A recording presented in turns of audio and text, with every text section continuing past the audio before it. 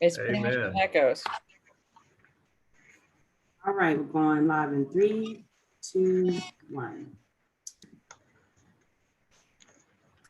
Well, so happy end of the fiscal year, Department of the Navy employees. This has been a wild journey. We have made it a successful year in a pandemic. We have made it a successful year with internet tools and all the digital workspace, teleworking from home. And we'd like to welcome you. So just to give you guys a heads up, we're going to give you some time to come in because this is my last day with Naval X. We've been doing these things for a while, had a great run. And on the last day, all the issues are happening today. So it's great. We overcome, we're agile. We're going to have an exciting program. I'd like to welcome you guys and let you guys know in the chat. Please, let's have some engaging conversations. Let's talk about some great leaders. We're going to highlight them and talk about how amazing they are. What are you doing to be a great leader? What are some great leader characteristic traits that you guys have or you guys want to see? And then just like continue to change culture. So if you have questions, we're going to have questions and answer in the Q&A function. I will be in my email to make sure that we can get your questions in, but also do some troubleshooting to make sure you guys have an amazing time and a smooth experience. So I hope you guys have a great day and I hope you have a wonderful program.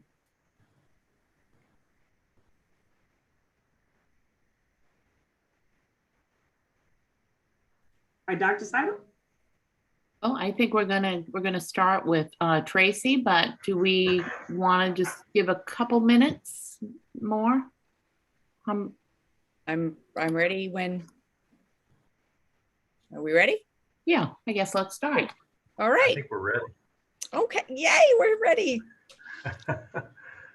So, hello everyone, and welcome to Intentional Leadership, Empathy, Kindness, and Grace, our second Leadership in a Diverse Environment virtual teaser event.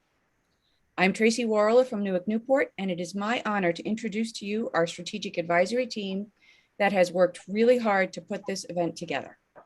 First, our wonderful principal advisor, Dr. Brett Seidel, the Executive Director for the Warfare Centers. Our fabulous co-chairs, Dr. Angela Lewis, the NSWC Technical Director, and Captain Todd Hutchison, the Commanding Officer for NSWC Carderock. These folks will be the speakers for today's panel. And here's the rest of the team. We've got Ms. Anna Goulian, the Warfare Center Headquarters Deputy Director for Digital Transformation, Ms. Pamela Leshevitz from Newark Headquarters, Dr. Linda Nichols, also from Newark Headquarters, Mr. Chris Lawson from NSWC Headquarters, Ms. Jackie Diapis from Newark Newport, Ms. Norma Domingo from Newark Keyport.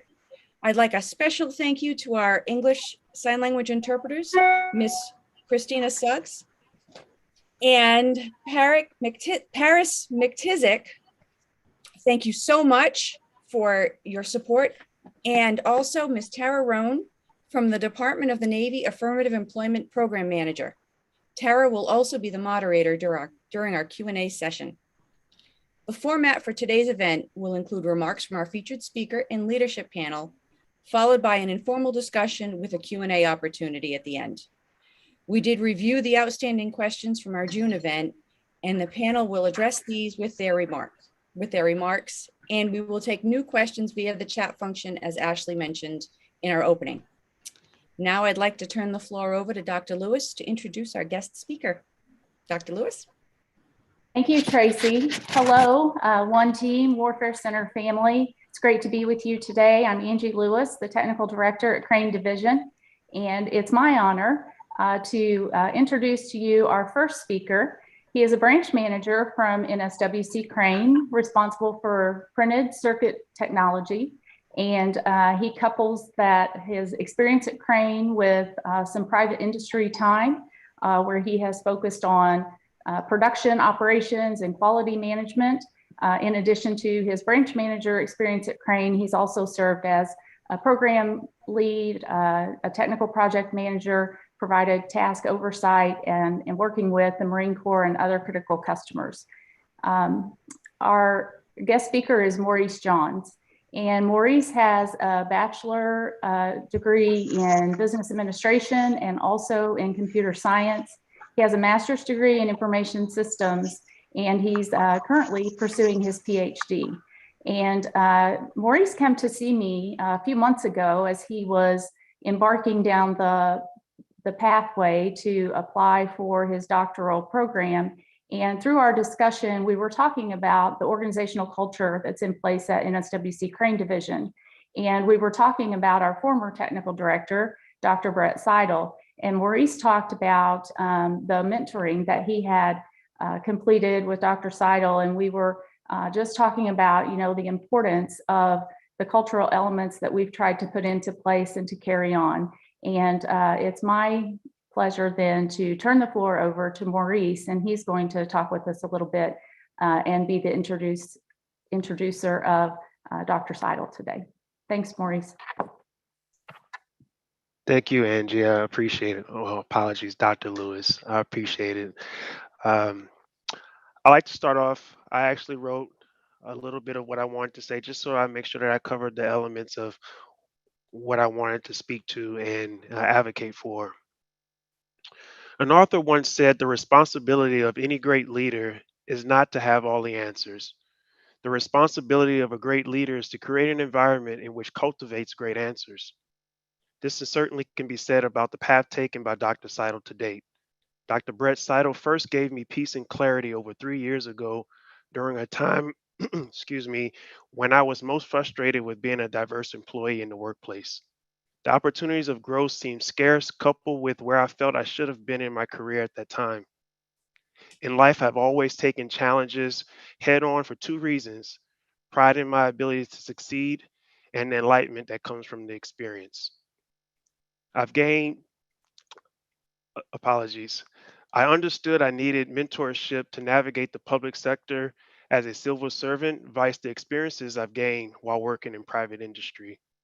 Knowing the two of us shared similar backgrounds, I decided to ask him directly for mentorship at one of our many social events sponsored by Crane Division Leadership. It wasn't long after it wasn't long after the event I found myself with a calendar invite from our command executive assistant for 30 minutes. I was both humbled and shocked about the opportunity, and I certainly did not want to waste his time. I can recall going back home that day, preparing my resume with a bunch of note cards, basically visualizing over and over exactly what I wanted to talk about during our meeting. When I actually sat down in his office shortly towards the end of the day, I figured out of courtesy, he was going to hear me out, uh, what I had to say, and basically abandon my thoughts, but that did not happen. He actually sat down with me and wanted to hear my story and explain to me his own, the story of a man with strong family values coming from industry and understanding how to bridge the gap between the terminologies and practices used in private industry versus what actually is used in a government capacity. It wasn't long after during that sit down discussion that it went from a meeting to an actual conversation between us. Upon leaving his office that day, I told myself in that instance, in that moment in time, that that's the kind of leader that I would like to be. We had a few more mentoring sessions before Dr. Saito eventually was promoted to his current role as our ED, but the time I actually spent with him was well appreciated, and for that, I thank him. Dr. Saito started his career working in the private sector after obtaining his degree in electrical engineering from General Motors Institute in 1988. After obtaining his master's degree from Stanford, the Indiana native worked to hone his leadership skills at other large scale companies before landing at NSWC Crane Division in 2000. The next 10 years of his career was spent supporting Strategic Systems Program Material Analysis Laboratory as the branch and department manager before taking his role of Deputy Director of Corporate Planning and Business Operations. In 2010, Dr. Seidel completed his PhD at Indiana University with a focus on leadership, training, and development in the public sector. He continued moving through the ranks of Deputy Technical Director, and now his current role as Executive Director of Naval Sea Systems Command's Warfare Centers. Those experiences, I believe, molded the man you see before you today. For those of you that knew him during his time at Crane, you would have had the pleasure of reading his genuinely heartfelt all hand messages, which eventually evolved in what we all knew as Seidel Says. And to the greater NAVC organization, you know as Strive to Serve. Although the topics were about business and the organization, he always seemed to make it about the people. Speaking to the organization as a teammate who understood the grit it takes to tirelessly serve, motivating and empowering how great the Crane culture was in and to the nation. It was through his empathy I was able to gain mentorship from our sessions, the kindness in his approach in assisting where I was overlooking in the same, and his grace that has positioned him to our executive director at this point in time. Ladies and gentlemen, I present to you Dr. Brett Seidel. Thank you. Thanks, Maurice. Really appreciated that. This is a nice surprise too. Didn't know I was that you were going to be introducing today. It's been a while. I'm not surprised that things are going well for you, my friend. So really appreciate your comment. I mean that from the heart. That's much appreciated and glad you're doing well. Thank you. So thank you. And good seeing you. I look forward to seeing you when I get back to Crane soon. All right. I do as well. Thank you. Very good. Thank you very much. Man, that's I think we should stop right here, right? That was good, Maurice. I don't know. I think I got only place I can go is down now, but really appreciate that. Maurice and I have known each other for a while now, and just really glad to see him doing well in his career, and just good to see the Crane contingent again as well. So much appreciated. You know, we already talked a little bit about today's event entitled Intentional Leadership, Empathy, Kindness, and Grace. This is kind of our second virtual event and a teaser for moving forward into the Leading in a Diverse Environment 3, which is our third time for doing that. We're kind of cautiously optimistic that will happen in December, mid-December at the National Conference Center in Virginia. The topic of that event will be unleashing the power of inclusion and engagement through intentional leadership at all levels. Listen and learn. And I'm really hopeful that we get to the live event and face-to-face. We've had a lot of discussions about this over the last year and a half while we've been in the pandemic. And it's important to what we're doing with our culture and environment. I'm sure you've probably sensed a theme in the initial couple of teaser events around intentional leadership. But I want you to know that for sure I'm talking to each of you and not just really our leadership team. At the end of the day, I really believe we all lead in our own special way, this kind of form of everyday leadership. And you're doing that too, whether you just now currently realized it or not. You lead in small ways every day with your coworkers, with your friends, with your family. Leadership is always occurring. And the notion of being intentional about it is important. We're obviously very interested in improving our inclusion and engagement from a diversity perspective. But I think whenever I talk about these things a lot, I mention this umbrella concept of kind of the workplace environment and culture when addressing these types of issues. If you've heard me speak before, I often talk about our 5 Warfare Center priorities: workforce and leadership development, local strategy development, technical innovation and excellence, business excellence and improvement, and then culture. But I always highlight that the culture piece of this is clearly the most important and kind of eats the other 4 for breakfast, lunch, and dinner. I'm really a firm believer that if you have the right kind of work environment and culture that is joyful and welcoming to all, then you're going to get everyone's A game. Now, everybody's A game may not be the same, but when you're getting everyone's best, that's how we get to a high-performing organization. And it ultimately leads to the best version of the Warfare Centers and the best version of our personnel and all of you as well, who ultimately become enthusiastic about coming to work every day and really engaged in our mission success. But when people ask how we get there, that's another story altogether, right? And I often talk about foundational values, honesty, integrity, unity, service, and empowerment.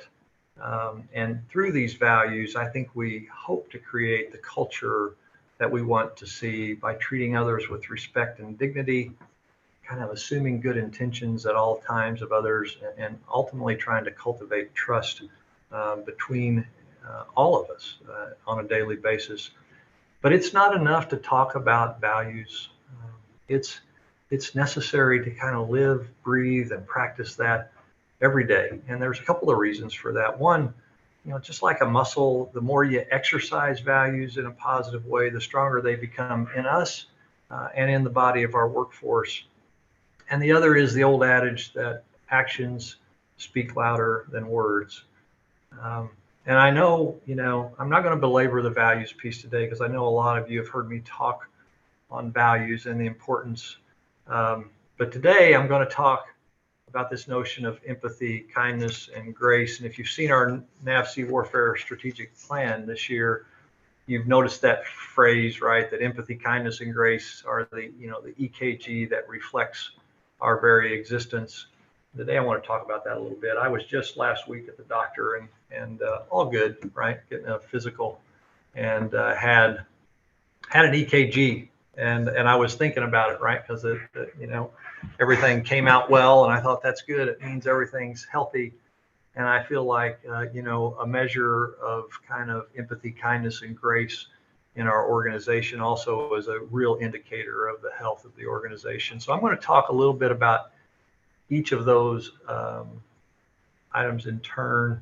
But I'll tell you from an overarching perspective, I have this sense that they're not practiced as much today as we have in the past.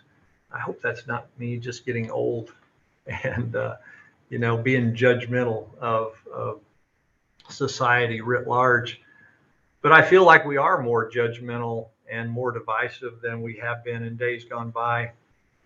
I think we're quick to judge anymore, and we're often very aggressive to react quickly and impact maybe our environment in a negative way. So talking a little bit, I'll start with empathy, and I did the whole Google definition. It used to be Webster's, right? But you can't find the Webster's dictionary as easy now. So I Googled, and the definition of empathy, the ability to understand and share the feelings of another. And I think that's a skill set that all of us should work on and think about. I really think when you start to understand others' opinions and views and feelings on an issue, you have a better chance of connecting with them in a healthy way. I find in all my walks of life, whether at work or outside of work, I rarely find kind of the evildoer, somebody who's just really trying to do bad things.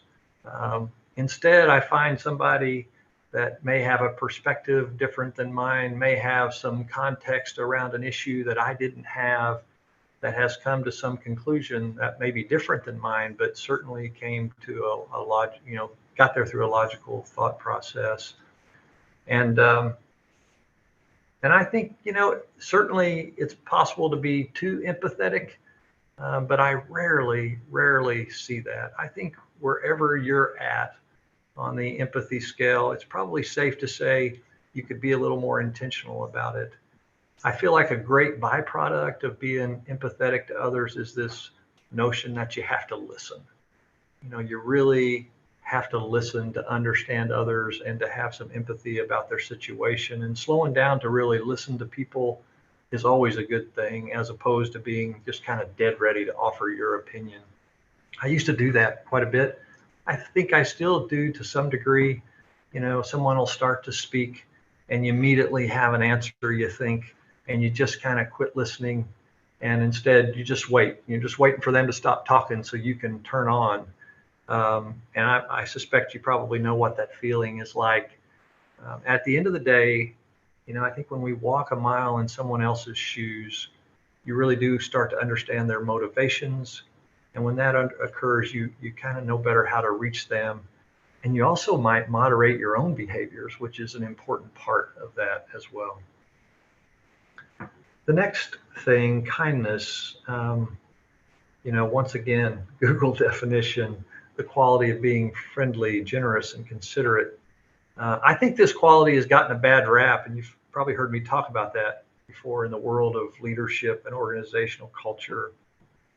I think kindness these days is often equated with kind of softness, and in my opinion, it's simply not true.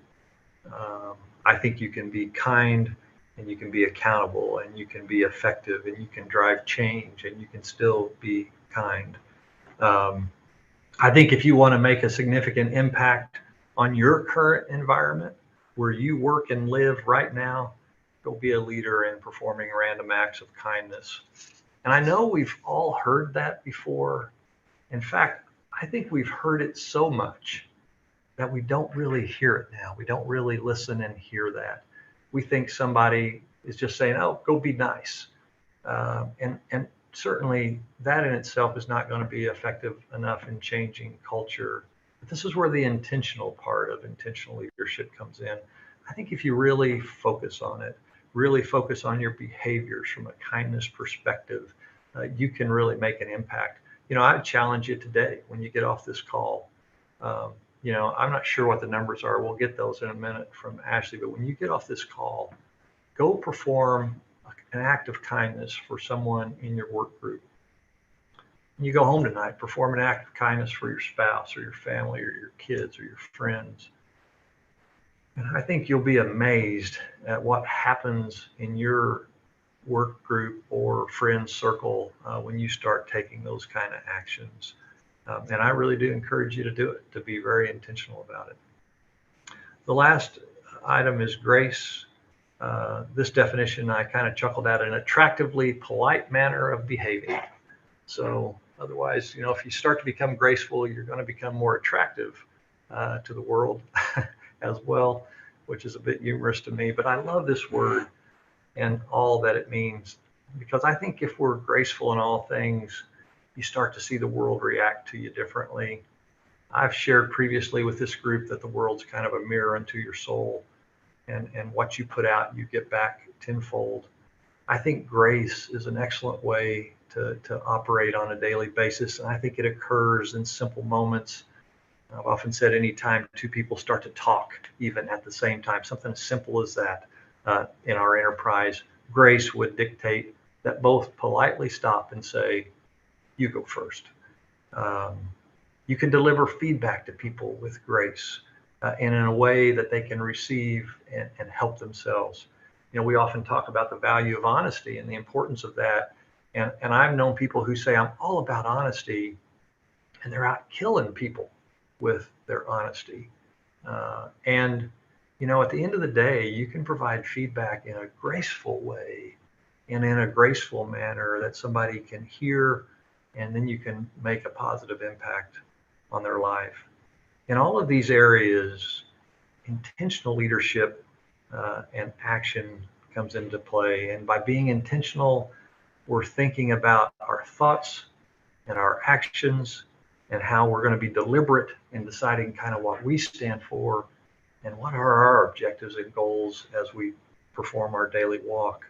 And I think thinking in this way about it encourages us to shine a spotlight on biases we might hold, unconscious or otherwise.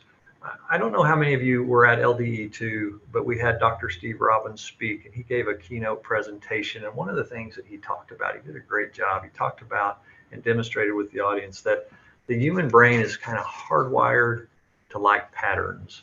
It'll try to create them even if they don't exist. And so what does that mean on how we react as individuals when we encounter differences?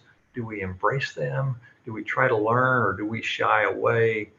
He talked about us having an ancient brain and that we make judgments about others that fit into our pattern. So how do we stop that and pause enough to keep that from occurring?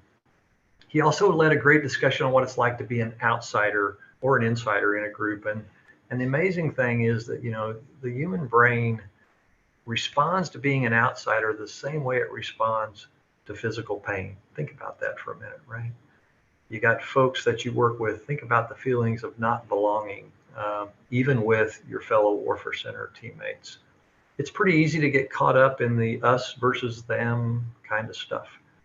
It can be NAVC headquarters versus the Warfare Centers. It can be the Warfare Centers versus the PEOs, government versus contractors, technical versus business, on and on and on and on. But I think when you pause and you think about it, you'll realize that across the various positions you've held and all of the various organizations you've been in, certainly I see that there's a whole lot more that unites us rather than divides us. I just lost my screen. I hope you all can hear me. All right, I'm coming back. Sir. Sorry about that. Thank you. Thanks, Ashley. There's a whole lot more that unites us rather than divides us.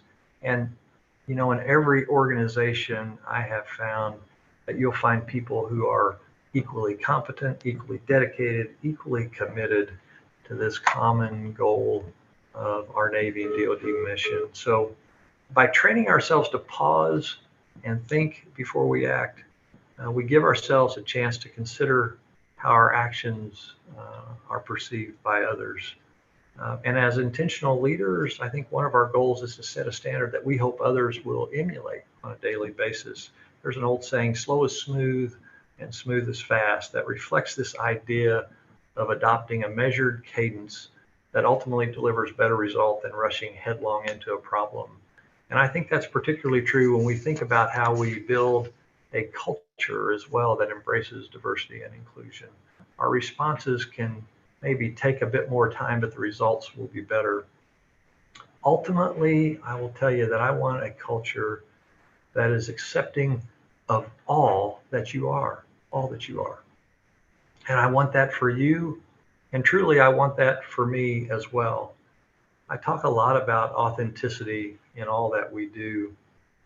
And if you've heard me talk, even since I've taken this job, I've talked about not wanting to necessarily be the Warfare Center Executive Director. I want to just be Brett. That, you know, jobs like these and your jobs, they can be exhausting. I'm sure you all have this feeling at times, this desire and need to be perfect and to be all things to all people. And it really starts to become overwhelming at times, and it layers on stress in your life. But when I know that I can just come to work and I can be Brett, I can just be me, man, that's liberating.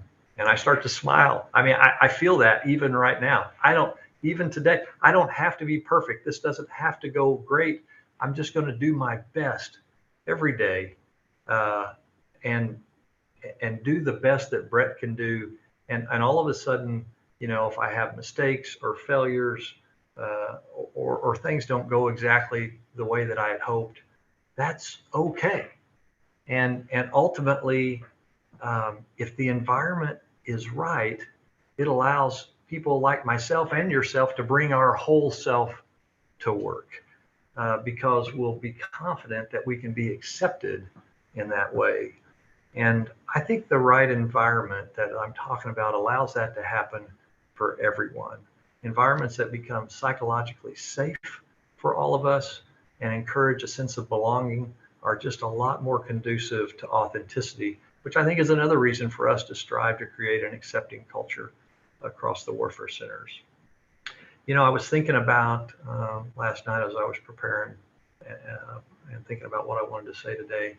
You know, I've been down here in CO4 in this new role as detailed in here for the past 5 weeks. And I was here earlier this summer for 6 weeks as well. And for those of you who don't know, it's all about the public and private shipyards. But right now, a big spotlight on the public shipyards and performance. And so the culture and the environment is different in part because the op tempo is high, like extremely high. And, there's a reactionary nature to the work when things happen, when ships have problems. They come in, it has to happen quickly. And, I don't know that I've got any of this all figured out, but I know that I felt immediately this pull of that environment and the need to try and conform with it, even in part because, just to kind of survive. And I felt that very strongly. And after a while, I realized that, this is where the intention piece comes in. I decided it was important to have some EKG in this role, right? Some empathy, kindness, and grace, and that I would have to, be very intentional to be different in this environment, even though I realized that not overnight, because of all the players, is the culture going to immediately change.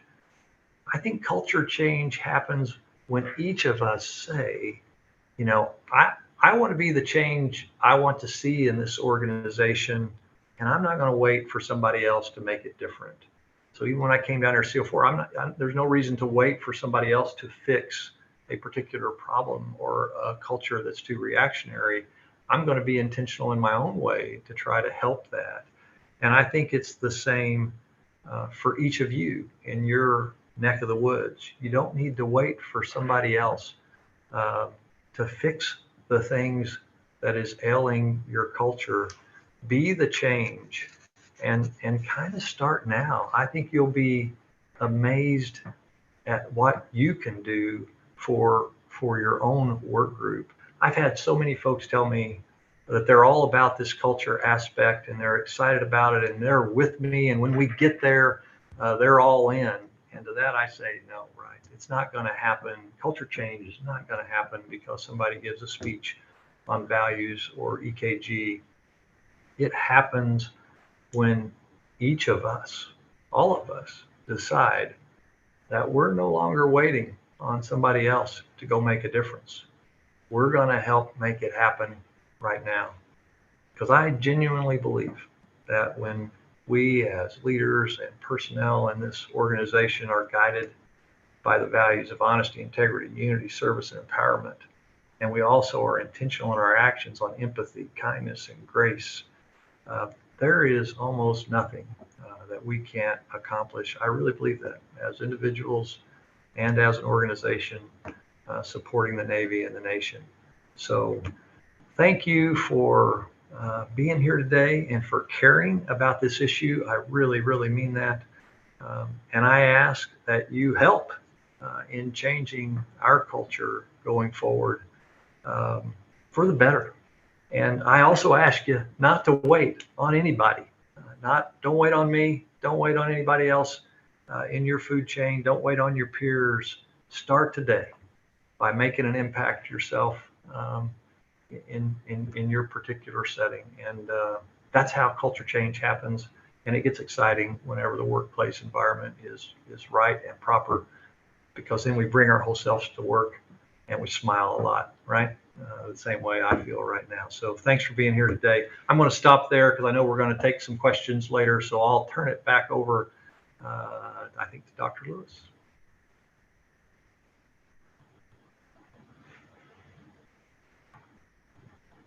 Or Tracy.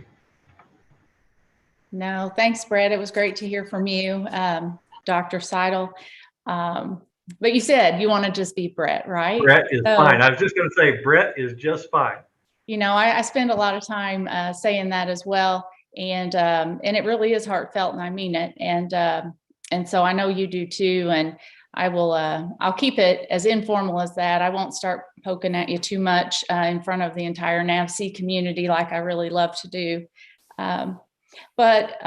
So thanks for taking some time to share your thoughts with all of us collectively. As I got ready for today, I was excited for the first event that we had, and there were so many great questions that came in, and we had the opportunity, to do some Q&A at the end, but it didn't really last long enough.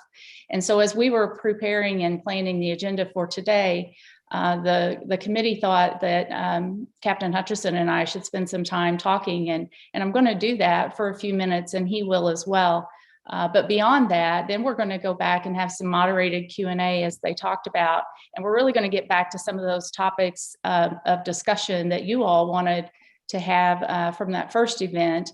And the three of us are going to try to have a dialogue with each other. So hopefully that'll all go really well. As we just heard about the importance of values, I happen to be able to be fortunate enough to be on that original team at Crane that went through a leadership challenge development program together. And one of the outcomes of that program were some team values. And we put a lot of time and effort into necking down what started at just a voluminous number of things that were really positive attributes that we could use to guide our behavior. And at that time, we weren't even really thinking about how we would run Crane, the organization. We were trying to figure out how to work together, one to another, a team of department heads with the command leadership, and how we wanted to behave with each other. And if you can imagine, 12 or 14 people in a room trying to come up with what's going to be the top 5 or 6 values, it was a struggle at times, and we finally made it. And then we took those values and we talked about, well, what do they really mean in the way that we treat one another and how that we behave? And in true form of the Warfare Center, culture, we developed some spreadsheets and we started tracking our behaviors and how often we exhibited those traits that we had thought were so important with one another. And what I found was that it was very easy for me to take a look around the room and around our table, and I could see in other people when I felt like they were or were not exhibiting the values.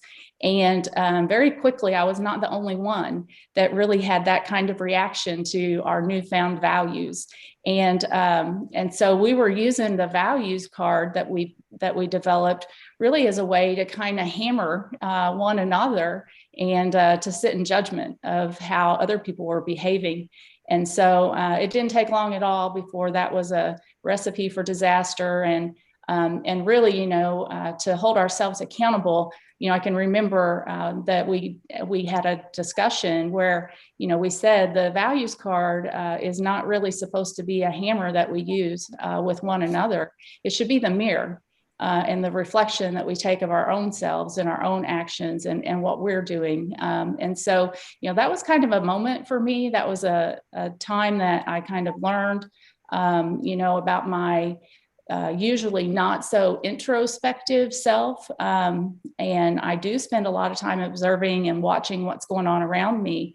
And that was contributing to some of my own behaviors that were detrimental to good team building and to being a good teammate with others that I worked with. And so since you talked about those values, I thought that I would, it just caused me to reflect a little bit on that time. And the other thing that I would like to share with the Warfare Center community is that, so at Crane, we also have this leadership development program called Leading from Within. And when I think about my 31-year career at Crane Division, and yes, I have been there that entire time. I did just about a 1-month rotation at Warfare Center headquarters, and I did go down and do a 3-month rotation at Panama City Division. So hello, Panama City friends, if you're out there watching today. And what I thought over that entire career related to Leading from Within is really the development of that program to me has been such a major contribution and a critical element to the cultural change at Crane Division over the years. And so we took a pause on leadership development back in 2014 timeframe, and we realized that we were investing in leadership development at the top levels of the organization, and that was very common practice across industry. And what we found was that there were recommendations, and research was saying that we should start to invest in cultural change and leadership development at the very earliest stages of people's career.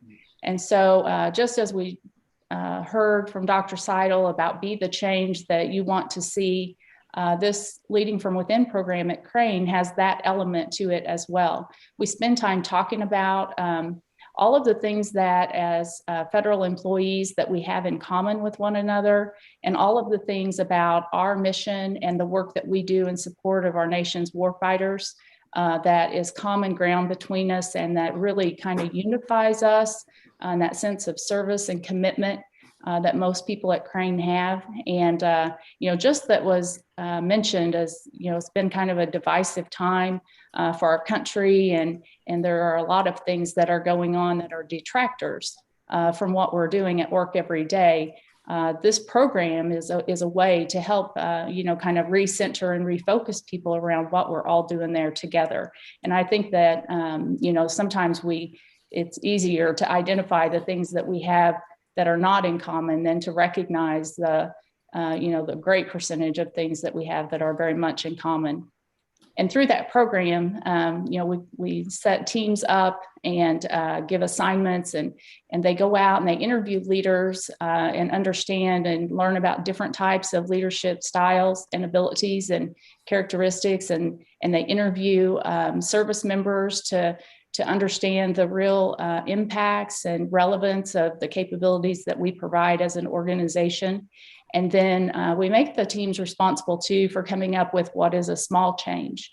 What is a small change that could be made within the culture in a positive direction that team would embrace and think would be a great thing. The best part of the assignment, though, is that they can't just say that command needs to do this better or different, or HR needs to provide this, or somebody else needs to provide that. It has to be something that's within their own sphere of influence and within their own ability to execute and to change. And so just to kind of reinforce the message that we just heard from Dr. Seidel, change starts with us, and you really should be the change that you want to see. And you do have a lot of influence. At the very, minimal level, you have the ability to impact the people that work around you every day in a positive manner. We've seen so many great small changes come about as a part of that program. And so I just wanted to take a minute and to talk about that, and just kind of talk about, a couple of practical examples of how these things can be put into place. I feel fortunate to be a part of the Warfare Center team. The more I learn about all of the different divisions and your technical capabilities and what you're contributing to the overall NAVSEA mission, it's just it's a great sense of pride and fulfillment to be a part of this team. I look forward to our follow-on discussion that we're going to have in the Q&A session. And at this time, I think I'm going to hand off to Captain Hutchison. Hey, thanks, Dr. Lewis. Such a pleasure to be with you today. And I have to tell you, if I'm sorry, I'm going to stick with Dr. Seidel, although I'm very comfortable talking to you about anything. That's where I am right now. But I mean, he said it was tough enough to follow Maurice, that Maurice left big shoes to fill. I don't know. I feel like I got even the shorter end of the stick between Maurice and then Dr. Seidel and now Dr. Lewis's words. But I'll offer a couple of comments based on what the great team that's put this event together has asked us to talk about. And then I know we're all looking forward to, all the members of the panel are looking forward to your questions. The first thing that, I really felt convicted that I wanted to start with is just a very honest assessment that's, just speaking personally, I think all of us agree that empathy and kindness and grace are absolutely the right traits to have in a leadership role. To Dr. Seidel's point, whether it's an official leadership role or whether you're leading at any point you are in the organization. But you know what, speaking personally, I fall short. And I just really felt convicted to say that right up front. I mean, it's such an honor to be on this panel, and I certainly aspire to model those traits in every way that I can at home and at work. But there are plenty of times where I fall short, and I have to really, evaluate where I am, and I kind of do that moment of reflection and get back to center before I, just go on with the day. And the biggest thing for me is realizing that, it's not that, okay, well, I made that mistake, and so I guess I'm going to write off EKG for this year. Like, we have 1,000 opportunities every day, every interaction with our families, with our friends, with our coworkers, with our teammates, with I saw something in the chat about even employees at restaurants and servers and, customer service folks that we engage with all the time, to model those traits of empathy, kindness, and grace. And even though we may fall off the truck and, the world gets better of us for a couple of minutes, that next time you have to engage is another time where you can do the right thing and get back to center and model those again. And the thing that I've seen time and time again, both through observation and my personal experience trying to do that, is you always gain so much more when you do that. And it's hard. Like, that is a challenge to get back and have the discipline and be intentional enough to back up, to realize where you are, um, to know that you're not where you should be, and then get back there just through sheer willpower and discipline is critical. But if you're looking for it, and this is the intentional parts, then you'll see right away the reward, because you'll see it in the eyes of every single person that you engage with when you do model those traits, that empathy, the kindness, when you act in a graceful manner. It is just, it's constant reaffirmation that you're doing the right thing, that you're making the hard but right choices. And that does have such a massive impact on your organization every time you do so. But, we all aspire to it in every part of our lives, and certainly at work. So one of the things, that the team here asked Dr. Lewis and I specifically to talk about is kind of, I feel like the new guy on the team because I've only got almost 26 years of government service. So sorry about that. I guess I'm the junior varsity on this team, but in the fleet that actually meant something. And then I get to the warfare centers and it's like, hey, thanks for joining. What are you going to do with your career? But anyway, some of the experiences, as I was listening to Dr. Lewis's comments, especially, I realized, and I've been even candid with this in a lot of different forums, but when I first came into the military, especially serving in the fleet as a surface warfare officer, and I actually came in enlisted, I came in trying to model what I thought were the right behaviors. And frankly, the culture was just, as a junior enlisted sailor, I was in a leadership position in my boot camp division, that they frowned upon empathy, kindness, and grace. And I really got, told in not so indirect and very fleet-ish terms that I needed to act in a different way. And as I've described it, I feel like for, probably more than I want to admit, but earlier in my career, I feel like the spring broke on my gauge and it pegged in the red direction. And I almost felt like I overcompensated and tried to act strict and hard and, invoking discipline everywhere. And I saw that in others. And gradually, over the first couple of years of my career as a surface warfare officer, I realized that while, yes, on the surface, acting in that way may result in some changes that can seem to be positive in the organization, the reality is, if you have any kind of a horizon or are dedicated on really building up a workforce, based on these and respect and care for others and the long-term development of your team, and thus achieving mission for the organization, that you have to model these attributes of empathy, kindness, and grace, and have that respect-filled environment all the time. And so over the course of my career, it's been a challenge. And I've learned from many leaders before I came in the Navy and since, on what right looks like and, frankly, what wrong looks like. And I've taken away valuable lessons from all of them, and tried to strive more and more to model these traits. Because again, through my experience in leadership positions, but also my observation of others in those positions, the organizations that are the most successful, where people feel like they are contributing to getting the mission of the organization done every day, is those that are based unequivocally on these traits of empathy, kindness, and grace.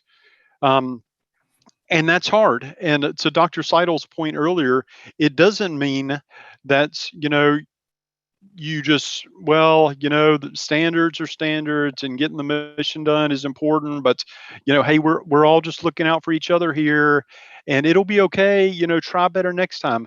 The reality, I don't have to tell the almost 600 of you are online, is we're doing important work. I mean, I spent over 20 years in the fleet driving ships, in Seventh Fleet and Fifth Fleets. I was the beneficiary of all the important work that the warfare centers were doing that whole time over the course of my career. But you can do both. And in fact, you do so better when you're modeling these traits. It's not that you just say the standards are the standards, but we'll try better next time. It's understanding that as a leader, you have to meet people where they are, and then walk with them to the goal, walk with them to their personal and professional development, walk with the team to reach the mission to make sure that it gets done. And you can't do that absent these traits. I mean, empathy, as Google via Dr. Seidel talked at the beginning, is really seeing exactly where people are. I mean, I've encouraged, I'm humbled and thankful for the opportunity. This is my second command.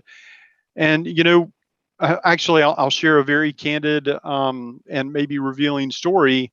We recently did our second command climate survey here at Carter Rock, and one of the comments, to be honest, said it was very pointed, and it said, now, Dr. Seidel, you can't tell Admiral Byrne about this. If he's online, I hope he's not listening.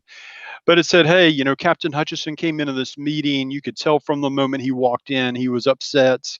And, he was acting in a rude manner and was disruptive to the meeting. Remember, just everybody that's listening, at the beginning where I said I don't model these traits all the time. I struggle and work to get back to center. I was really glad that that person made those comments on the command climate survey, because it was very convicting for me that I need to get back to that. And every time I walk into a meeting, it might be the only time that I engage with somebody at such a large organization like Carter Rock a year. And that's the impression that they're left with of me. But the empathy side is to understand that, maybe I talked to Dr. Seidel one day and he seems a little off. Am I going to assume, well, Dr. Seidel, he's walking away from that unity value, and that empathy thing was nice for that LDE event. But no, it's that I know the collective works and example that I've seen Dr. Seidel act and the walk that he's walked day in and day out. And empathy is just understanding that there are things that happen in all of our lives, both at work and away, that can maybe cause us to get off center a little bit. And that's the empathy side. And it's not only with the people that we work for, but it's the people that work for us or the people on our team. Is sometimes they just come in and, maybe they say something that's just off. Is understanding, hey, okay, let's show a little empathy, a little kindness, a little grace, and give people the benefit of the doubt. As I know Dr. Seidel's talked about in previous, we've got another question about that. And walk with them back and maybe re-engage with them a couple of days after and say, hey, I just wanted to come back around to this and see where they are. And you'd be surprised, a little bit of grace showing there, a little bit of empathy, how you get a lot farther together by doing so. So again, you can have incredibly high standards. You can talk to people about even challenging things like performance issues, or where you're struggling for maybe to reach the mission in an area, by modeling those traits. And then together, once you've done that, it really engenders that environment where you wildly exceed the performance of organizations that don't strive to do that. So I think I'm about at my time, and I know we want to turn over at least the next 35 minutes or so to your question and answers. So again, Dr. Seidel, Dr. Lewis, it's a pleasure to share the panel with you. Thanks so much to all the people that I've dialed in today, and really look forward to your questions.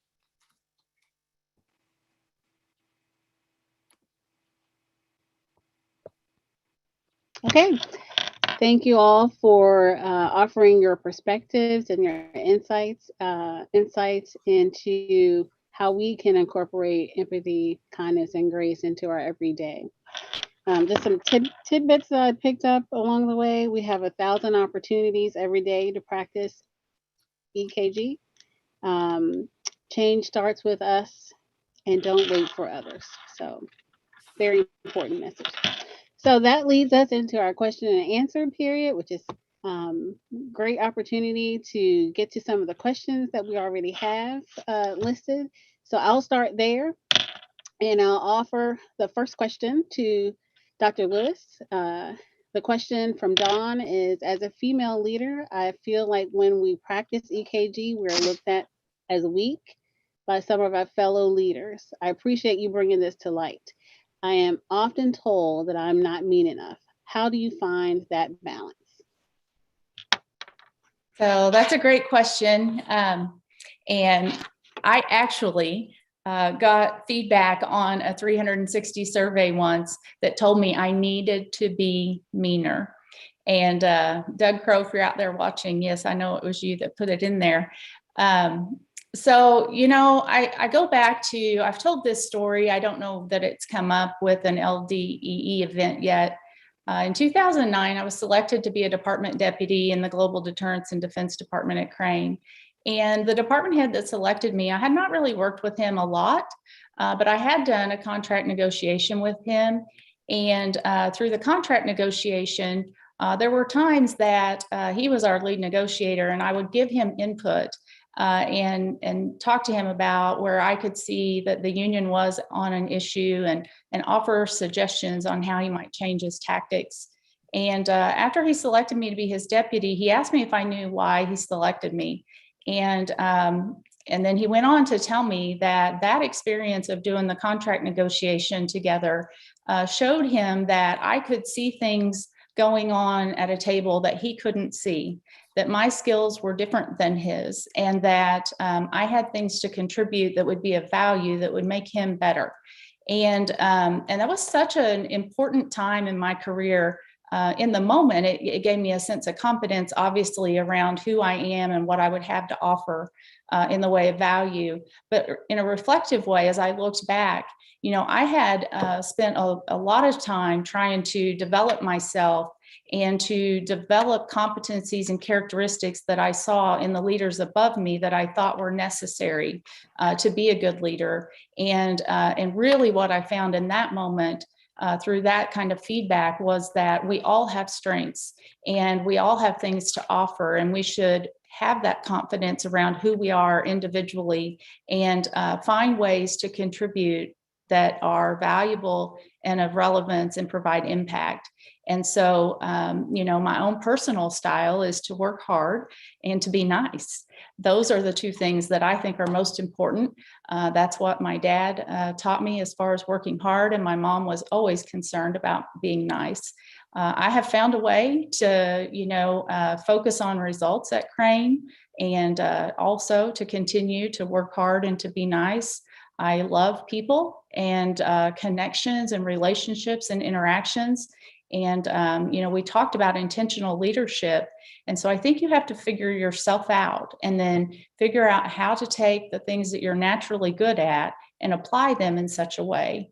And, you know, not all females are one way or another. Not all men are one way or another. You know, the captain was the first to talk about his experience in being, you know, maybe too nice in the military culture at one time. So that's my own personal experience. I talked about leading from within. A book that we do in Leading from Within is the Strengths Finder book. And it's a very inexpensive book. You can get it on Amazon. It comes with an online code to do an assessment, and it'll tell you your top 5 strengths. And what we talk about with the participants in that program is, instead of beating yourself up for all of the things that you are not, certainly you can grow and you can develop and continually work, but figure out who you are and what you do naturally well, and then find the ways that you can best leverage that for your organization and in your life. And then at Crane, obviously associated with our mission. So great question.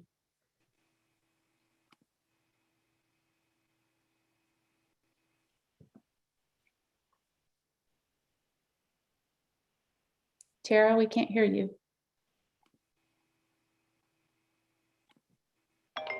Sorry, I had it on mute. So I was going to say we talked about accountability a little bit earlier, but here's another question. As a manager, I struggle to balance empathy and accountability. What is your advice to managers who want to be empathetic to employees, but still have to hold them accountable to sponsor and command requirements? And that's open to anyone who would like to respond. Yeah, I'll jump in if I may. Um, in my experience, the biggest responsibility that we have as managers and as leaders is to make sure that our expectations are communicated clearly to people up front. And that at every opportunity where you can see that there's some confusion or somebody if you're being intentional and paying attention to your employees you're engaging with and can see some frustration or a lack of performance, that you just don't jump to, well, they're clearly not doing it right, but you jump to, okay, well, what roadblocks may be in the way from them achieving the outcome that I thought I'd clearly communicated. What did I fail in communication? um, and maybe I didn't fail in communication. Maybe it was just a misperception or a misunderstanding of that communication by the receiver. Again, everybody is where they are, and it's about bridging that gap through empathy and solid communications. Once that's clear up front, what the expectations are, then the accountability is much more objective, because if people understand what the expectations are up front, then you can come back and say, hey, we talked about this before and it seemed like we had a solid understanding of where we were going here or what the expectations were. This is what I've observed, and have a discussion about it. When it turns in, because that's a transformational type engagement. If it's just a, hey, I said do X and you did Y, so don't do that anymore, that's very transactional. And all the attributes that we're talking about here, I think, are absent of that kind of an engagement. So those are just a couple of thoughts to start with. Okay. I'll So the jump next in. question. Go ahead, Oh, sir. okay. That's okay. No, go go ahead. ahead, Go Dr. ahead with the Seidel. next.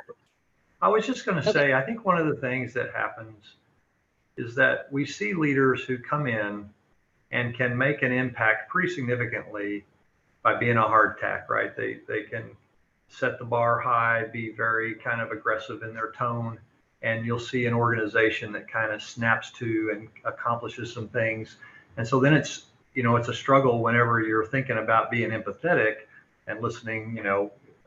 I think where the question goes is, well, if you're empathetic and you're listening to the excuses being offered and you're trying to understand, I think Captain Hutchinson hit on a lot of good things, but I'll also say to augment that is that when the trust is right, like if you're playing the long game, and it's not just about, I'm going to get this initial reaction to win a battle, and you're all in for winning the war and the hearts and minds of folks that you're working with, then it's really about the trust factor.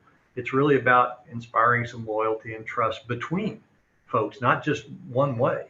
And I think when you get that correct, you'll see people that'll move mountains. They'll do anything that they can do to try to support a need or a desire that's communicated well, because you do have some empathy to their particular position. And I don't think we often wait long enough to get that in place. Like, we start down the path, we say, well, we're going to try to be empathetic, and then we have some reaction from employees or peers that don't conform with what we were hoping, and we're like, oh, that doesn't work.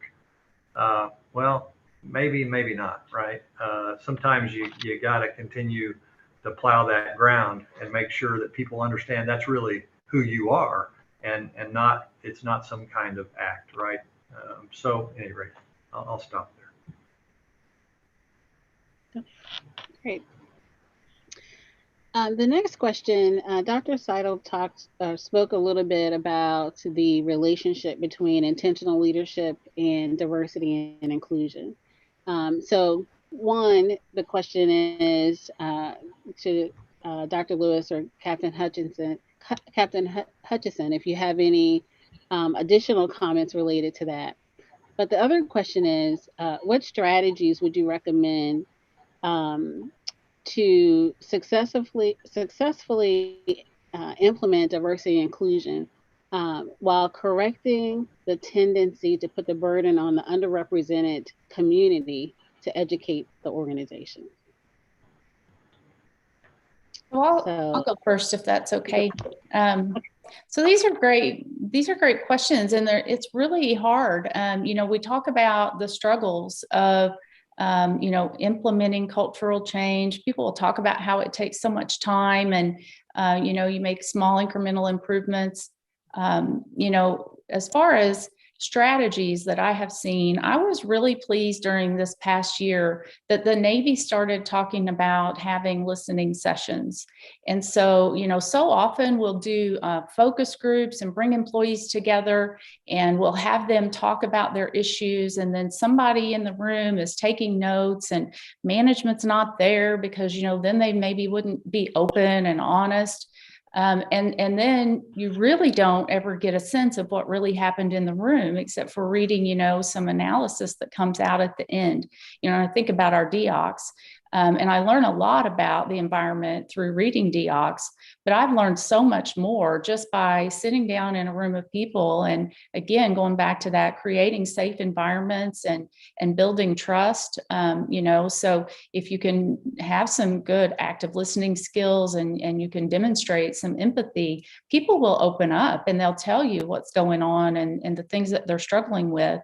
And so I feel that's been one of the best strategies, because it's really influenced my thinking. I'm a longtime employee of Crane Division, as I already said, and it's just been kind of a certain revelation that's happened over the past 16 months or so, where I have really looked at our culture in a different light. And there are a lot of very positive things about who we are and what we do. But an employee was talking about how they come to Crane and they had already done a lot of research to try to figure out the Midwestern culture. They had, looked online and talked with other people about what they needed to do when they got to the organization in order to assimilate in and to be successful. And it was through this past year that I have really started to look at that story and that situation from a whole new light and say, well, what are we doing when people are coming from other areas to prepare ourselves to assimilate to who they are? And not so much to assimilate, but just to open our arms and to be accepting. And just because something's different than the norm in the area where I'm from doesn't mean that I should, look at it in a judgmental way. I should be open to understanding. And so, I think that there is a lot to be said for creating environments for people to have safe conversations. I think there's a lot to be said for taking the time to listen and then to try to internalize and seek to understand. And then this is where it mostly relates to intentional leadership. As managers and leaders of these organizations, we set the tone for what the priorities are and where we spend our time and what we convey as important to people. And so if we're intentional on these fronts and we spend enough time investing in the conversations and being clear and communicating and creating, safety, psychological safety was mentioned earlier, that's the way that we get the type of employee engagement that really will allow us to be more successful as an organization than we've ever even thought we could be.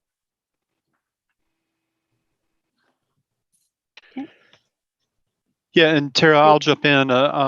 Great comments. The one thing I'd add, for me, where intentional leadership relates really specifically to inclusion and diversity is it's not just we have D&I meetings regularly, and that's where we focus on D&I, or we have LDE events, and that's where we focus on empathy, kindness, and grace.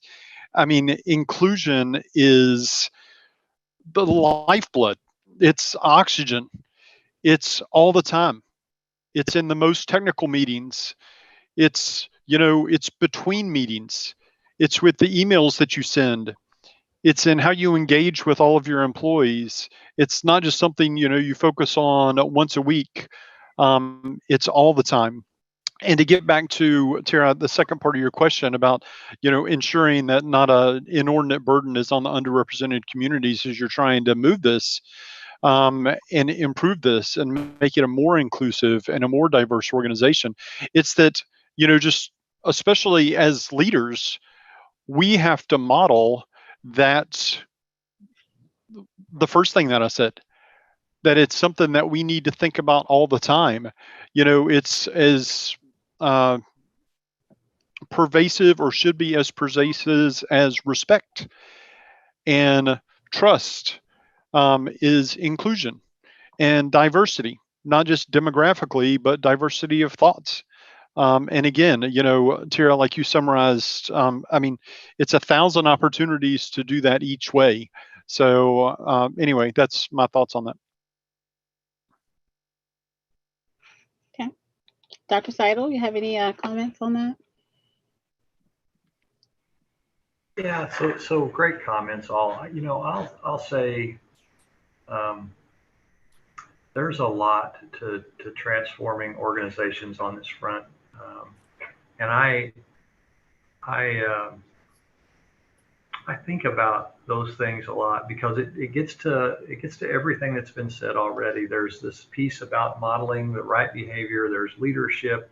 There's also a listen and learn. Like, I find, even for myself, to Angie's earlier comments, I think what I've come through in the last 24 months has, where I've improved it all on this front, is about listening and educating myself, and trying to set the right kind of culture so that we can have open conversations. Like, I love the Many Voices effort that we undertook as a NAVC command, because I think it led to some real frank discussions and transparent discussions, where people have the chance then to be educated and learn in a different way, and be more empathetic to the things that people are struggling with and going through on a daily basis. I really do believe that we have kind of reached success when people feel very comfortable bringing their whole self to work in a healthy way, and they're not worried about it, and they're happy to be a part of that environment. That's easier said than done. But I also believe that we tend to think, like, I'm a firm believer too, that I want the right trajectory. I want us going down the path the right way. I want us improving on these fronts. There's going to be bumps in the road. There's going to be tough times. There's going to be things that happen that we learn from, but the trajectory's got to be in the right direction. It's got to be up and to the right, and we got to be moving down that path in a positive way, and we'll get there. And we got to also recognize that it's not always going to be as easy as we'd like. I think sometimes all of us tend to dance around this question because it really is hard. It goes to Angie's first comment. It's hard. And when you're trying to impact large organizations in a healthy way, it's just not that easy. But you don't have to wait on anybody else. All of us can start taking those steps, starting right now. We can do the right things today and make sure we're on the right path and trending the right direction. And I'm a firm believer that we're going to get there. I really, really believe that. Not just as an organization, but as a society. I really believe that. And it's going to take hard work and time, but we'll get there. Over. Okay. So my next question relates back to our first teaser event back in June, but I also see a very similar question that's been posted today. But the question from last June was, in the opening remarks of the LDE event, Admiral Byrne mentioned assuming the best of intentions of our colleagues, and Dr. Seidel said that today as well. Do you have any recommendations for handling colleagues who may not be well-intentioned regarding efforts with diversity and inclusion?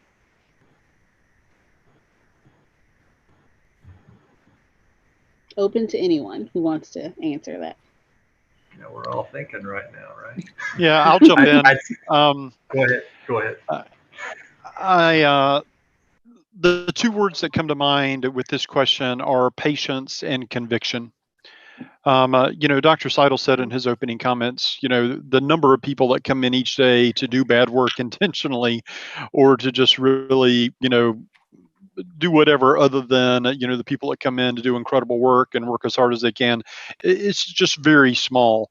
And so, everybody is a product of their own experiences and their own upbringing. And that leads us to where each of us is individually in our lives. And so when we're trying to explain and show the value of a different way of doing things, part of the empathy is understanding that, again, you have to meet people where they are and then walk with them towards a different place. So, having patience that people just change on a dime when their whole life has led them to that particular place. But conviction that, obviously diversity and inclusion, the EKG that we're talking about today, that's what right looks like. But we have to be convicted in those beliefs and patience. I mean, I've actually here at Carter Rock, I've talked about the example of the Grand Canyon. It was slow drips of water over, many, many millennia that caused that massive change geographically. And similarly, you just have to understand where people are. Sometimes it just takes time. And you never know when you're just going to plant a seed one day that you may not see any change in behavior, but the next day or the next week or the next year or maybe even years later, that has actually grown into something that really does, cause somebody to change their perception. Over to Dr. Lewis or Dr. Seidel for other thoughts. Yeah, I'll jump in. I like the patience and conviction piece. I also think as an organization, like when you get the culture right, we can't be afraid of shining spotlights in areas where it's not working the way that we want it to work, and having those discussions openly, and even sometimes non-attributionally, just to like make it better. I do think, there was a comment in the chat too about how do you handle people who are not kind, another variation on this same question. And, without a doubt, we're going to run into some of that, whether it's somebody being intentionally bad on a front, right? Whether it's in a diversity and inclusion perspective or just not kind and hard to deal with on a daily basis. And, and I really believe the EKG piece comes into play here in that, we used to always say, kill them with kindness. There's some truth to that certainly that goes for the person that's just being unkind at work. I get that it's a different situation when somebody's being intentionally bad on the kind of inclusion and engagement diversity perspective. But I think so oftentimes we will allow folks to kind of take our happiness and take our joy because of how they're necessarily behaving. And I would be all about saying, hey, I'm gonna continue to do right. I'm going to continue to try to make an impact. And at the same time, recognizing that we're not always going to get there quick enough. And as I'm saying all that, right, I'm having this feeling. So to be transparent, right, I can imagine somebody in the audience saying, Brett, that's naive because you haven't walked a mile in my shoes and you don't understand what it's like when somebody's kind of, perceived to be intentionally being bad on those fronts. And to that, I say, boy, you're right. And because I feel it even as I say it, right? So some of my, counsel, and here's how I would approach it, may not feel exactly right if I was walking in your shoes and the color of my skin was different or my gender was different. I might have a different view of all that. And I think all that goes to kind of education and understanding and listening and kind of having some awareness that you haven't got it figured out, right? I mean, I was even as I'm talking here, I'm wanting to be careful on my comments, and at the same time be kind of understanding and empathetic of what it might be like to be in that situation that was described by that question. I think some of these things are difficult, but I think it's important that we stay the course, right? That even if I didn't answer that correctly there, or we don't hit the mark, and we didn't, it didn't really scratch the itch, that it doesn't mean that we're not trying, or we're not going to continue to try to learn and understand. And we're absolutely going to be about trying to continue to do good things and change this culture till we get to the place where that question is not an important one, right? That we don't have people doing those things. So I hate it that there's still that out there, and that out there in our organization. And I want to root that out as quickly as possible. And I also know that, we've got a ways to continue to go, but we're going to be about it, right? That's the best I can offer, is that we're going to be about it, and we're going to be doing the best that we can to try to set the environment and the culture so that we can work through those things in a healthy manner. Over.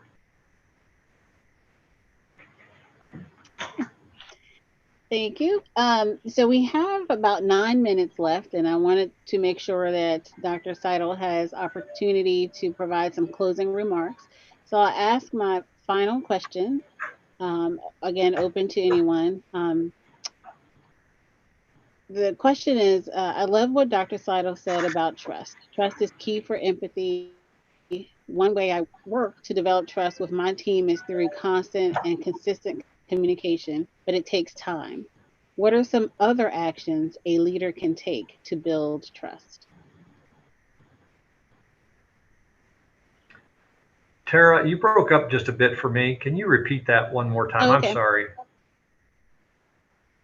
So the individual wrote, what are some other actions a leader can take to build trust?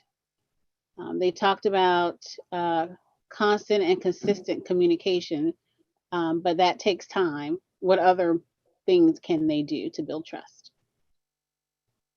So I'll jump in and maybe go first. As you were talking, I was thinking about vulnerability. The willingness to tell the stories of times when in your career things haven't been perfect or gone well, to be willing to share the stories of when you have felt less than or not included or on the outside looking in. And we all have those. It doesn't matter how blessed you've been and how perfectly positioned you appear to be from everybody else's view. Everybody has experienced being on the outside at some time and dealt with some adversity. And so when you're willing to share those stories and make yourself vulnerable, that's a good way to demonstrate humility and to build trust with your teams. We have brown bag luncheons at times. We do mentoring discussions where people will, hold like a town hall type session and share their stories. That's another great thing that happens in the Leading from Within course too, is at the end, there's a leadership panel and all of those things get shared.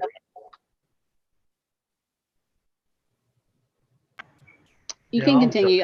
You were breaking up with me, so I'm not sure if you're done, but please continue if you. I was afraid that you were maybe telling me that I needed to cut it off. So anyway, I'll beyond the vulnerability, there are lots of ways to communicate, and we tend to rely on email as a primary means. These kinds of environments are great where you can have some face-to-face communications. When people are in the office, I find that, one of the best ways that I know to build strong relationships is to get out and to walk around, spend time talking to people, not just when you need them to complete a task or to, take care of some emergent situation, but just take the time to understand who they are and what's going on in their lives. I'll go ahead and yield to my other panel friends. And Dr. Seidel, if it's okay, I'll offer a couple thoughts and then let you just go transition maybe right into some closing remarks. Unfortunately, I've been a part of some organizations in the PAC where there was a lack of trust, and kind of been part of the team to try to rebuild that. And one of the phrases I came up with while I was trying to do some of that rebuilding process through the rest of my career is, trust is gained in inches and lost in miles.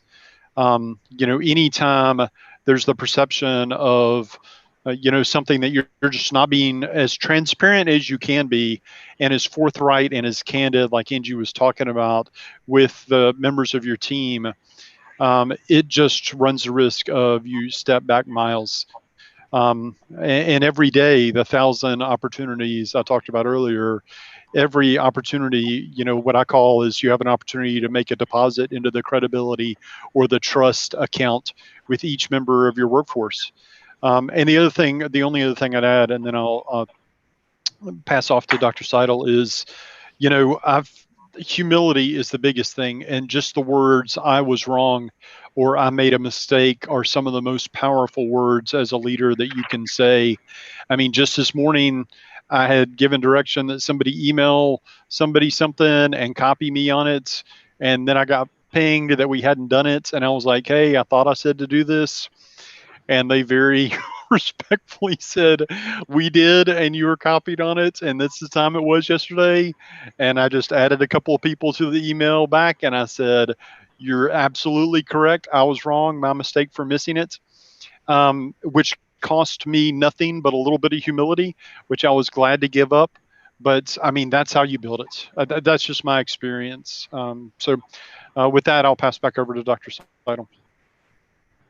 Yeah, so in answer to the question, I think the thing that I would hit on, at least personally, the thing that resonates most with me is this. There's a couple of things. This notion of authenticity, which we talked about, and it gets to Angie's vulnerableness and her comment on that, and the humility piece. I think you got to be kind of comfortable in your own skin, willing to just do you every day. I think we lose audiences and our peers and our teammates and folks all the time whenever we're trying to be something we're not. And I certainly know that when I see an authentic person, either as a peer, an employee, or a supervisor of mine, I'm willing to follow those people off into the ends of the earth, right? Because I just can tell they're consistent, comfortable in their own skin, willing to be who they are. When I see somebody who's, I feel, is posing or acting or trying to be something they're not, I lose trust pretty quickly. I'm not sure where they're at. So that's the first piece that I would say, the authenticity piece. I also think I don't have time to go into my views on serving others well, and what it means to your own joy and their joy, but I couple that with this notion of caring enough to share for people. If you're really all in with people, whoever they are in your sphere, and you're serving well, and you care enough to share, and that means that you're all in with them and providing feedback to them in a healthy way for whatever the issues are, not in a judgmental way, but coming from a place of love, right? That you're really trying to help. I think when you do those things in a very healthy way, and people know that you're on their team, you've got their back, you're helping, right? You're serving well, you care enough to share, you're all in, and you're authentic. I think trust levels go up. I really do believe that. But it means being, like Captain Hutchinson just said, and saying, "Hey, I was wrong," or "I didn't do this well." It means to let your guard down and just be true to who you are, while caring deeply for others. And I think that engenders a lot of trust. So, hey, I appreciate everybody being on here today. Great discussion, great questions. You made us think, right, as well, and that's an awesome thing. So I really appreciate kind of the candor of the questions, and I hope that all of you will leave this today and be all about going out and trying to make a difference in your neck of the woods. We're going to target, the mid-December, I think the 14th and 15th, for the next LDEE live event. I hope to see you all there.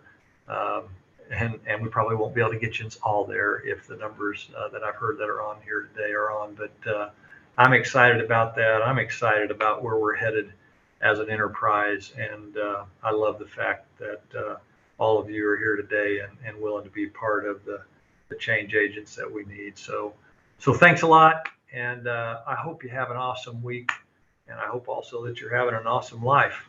And with that, thanks to Dr. Lewis and Captain Hutchison and the team, the LDE team that's working behind the scenes. I won't mention all of them because I'll leave somebody's name out, but I really appreciate the work that's gone into bringing these things to fruition, because I think they've been really, really good events. And so thank you very, very, very much. And with that, I think that's all we got. Everybody have a great day and the rest of the week. Okay.